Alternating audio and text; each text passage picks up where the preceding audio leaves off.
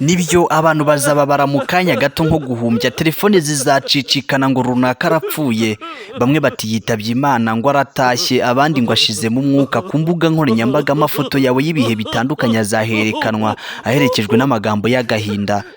RIP, Rest in Peace, ruhukira mu mahoro. Ikaze, nitwa Sam Kwizera, mudukurikira kuri YouTube channel yacu Kwizera Sam Official. Reka tukwereke ishusho y'uko bizaba bimeze umaze gupfa. Ikaze.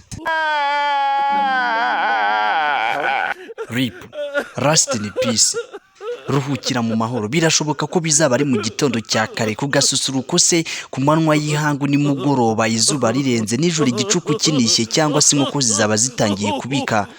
Nubundi ibi ni amashobera abantu, igihe cyo ntawe ukizi, mbese ntawamenya neza, ariko umunsi umwe uzagira dupfe. Iki gihe umwuka uzadushiramo usubire ku wawuduhaye, ni igihe imirimo yacu n'imigambi byacu bizaba birangiriye aho, mbese natwe ubwacu tuzaba turangiriye aho. RIP, Rest in Peace, ruhukira mu mahoro. Nibyo abantu bazababara mu kanya gato, telefone zizacicikana ngo runaka arapfuye, bamwe bati yitabye Imana, ngo aratashye, abandi ngo ashizemo umwuka. Ku mbuga nkoranyambaga amafoto yawe y'ibihe bitandukanye aherekanwe aherekejwe n'amagambo atandukanye y'agahinda. RIP, Rest in Peace, ruhukira mu mahoro. Ntabwo abantu bazaba babyumva neza, ahubwo bazakomeza kubazanya niba ari byo koko. Benshi bazabyemera ari uko bakubonye aho uryamye, mbese wabaye umurambo n'akabombo utakanyunya, mbese wari uzi neza ko uzapfa. Bazaba bakureba babonye ko byabaye sefini. Rest in Peace, RIP, ruhukira mu mahoro. Benshi bazarira baboroga ngo runaka aradusize, nyamara ntuzaba ubasha kubumva neza, ntuzabasha no kubasubiza. Kuri benshi amarira azatemba, ariko ntuzabyuka aho uri ngo ubashe kubahoza. Uzaba werekejwe iwabo wa twese, mbese mu bundi buzima tutazi neza, nta muntu n'umwe ubasha kuwumenya uretse uwabugezemo.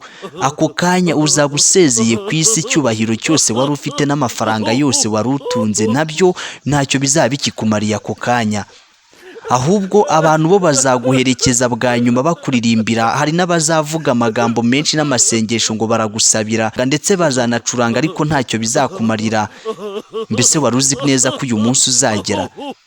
RIP, ruhukira mu mahoro. Rest in Peace.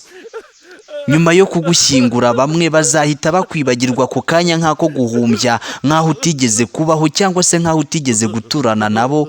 Abandi bazamara igihe gito bakwibuka, yenda bajye baza no kugusura ku gituro cyawe, gusa igihe gito nacyo kizagera. Ibiteye agahinda nuko igihe kizagera bakakwibagirwa rwose, bakikomereza ubuzima bwabo kandi bagakora nta n'ikibazo, bakarya bikamanuka batanakibuka ko wigeze kubaho. RIP, Rest in Peace, ruhukira mu mahoro. Iki gihe wari uzi ko kizagera? Bibiliya iti abazima bo bazi ko bazapfa. Nicyo utekereza ukimara kumva ibingibi?